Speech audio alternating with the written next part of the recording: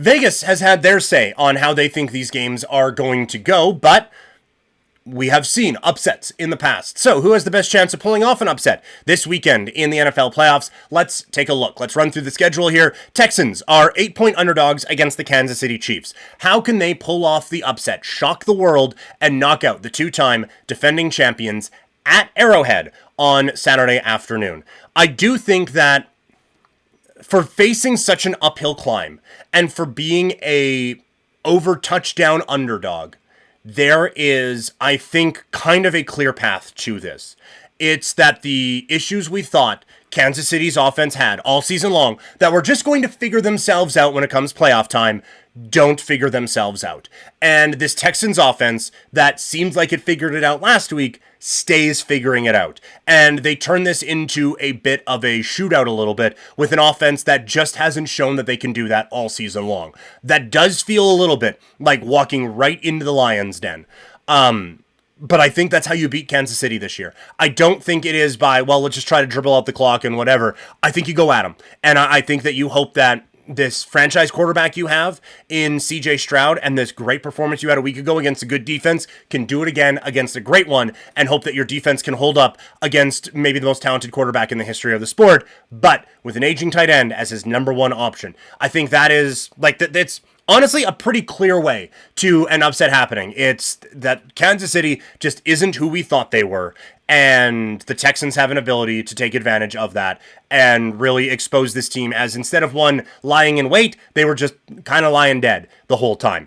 Washington taking on Detroit. The Commanders are favored. Commanders are underdogs by 9.5 points. And again, this one, it's not as easy a path because Detroit's offense is scary good, and they have just been putting teams in the dirt this season. But for Washington, it's you score on every possession. You take advantage of a Detroit defense that looked maybe a little bit better than it should have because Sam Darnold, I think we saw, has turned back into a pumpkin. But the pass rush isn't there, and they're banged up in the secondary, so you're able to take advantage of that, pick up some big opportunities, and basically, like I said, you score on every possession, you turn this into a shootout, and you hope that your rookie, who doesn't seem to be fazed by anything, continues that and gets a victory over the Detroit Lions. I think that is the way you go, is that you just exploit this Lions defense that a lot of us feel is exploitable. Rams taking on the Philadelphia Eagles. Rams are 6-point underdogs, and again, I think that this one, honestly, I think all three of these are a little long, in my opinion. I think that the Rams have shown that they are a dynamic offensive team with a defense that's good enough. And the Eagles have shown that, again, that this offense just doesn't put anyone away. And I get, like, late they really piled it on against a very injured Green Bay team. So yeah, if the Rams get 9 injuries in this game, it's probably going to be tough for them. But I do think that the Rams, with what they can do running the ball, with Matthew Stafford at quarterback and Kupp and Nakua attacking that secondary, it's a great Philadelphia defense. Your hope is that they can squeak through enough points and you kind of just make Hurts beat you and do something that he hasn't really shown to be all that capable of this season. Obviously, a run to the Super Bowl in the past, but again, this offense just doesn't go that full way of putting teams away. So I think you kind of hope to hang around, and where Green Bay made it a one-possession game in their game before the Eagles pulled away, the Rams make it a one-possession game and then stay there, and Stafford and them are able to strike with a final touchdown late. And then Buffalo are actually underdogs against Baltimore. And so, this one, Josh Allen becomes the MVP and wins a football game. I don't really trust either defense, so I think that this is going to be a big-time shootout. And so what you are hoping is that your guy, Josh Allen, is better equipped for that. Baltimore, we said yesterday that they are a team that can really run the score up on you, right? But so is Buffalo.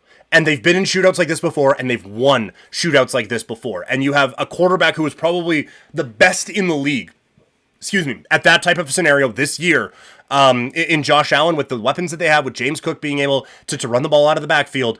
I just feel like if Buffalo is going to pull off the small upset here, it is just going to be because Josh Allen is better suited for this type of a game than Baltimore and all of them, and how they are going to be looking at this one. They're going to need to at least limit the run in better ways than they have in the past. But their way to pull off the upset in this game is, again, all of these, or at least 3 of the 4, turn it into a bit of a shootout, and your guys better equipped for that. So I think we could get a few upsets this week in the NFL, as I think we are setting up for what should be a pretty fun divisional round in the National Football League after a not great wild card weekend. So that is the rest of the story from the NFL.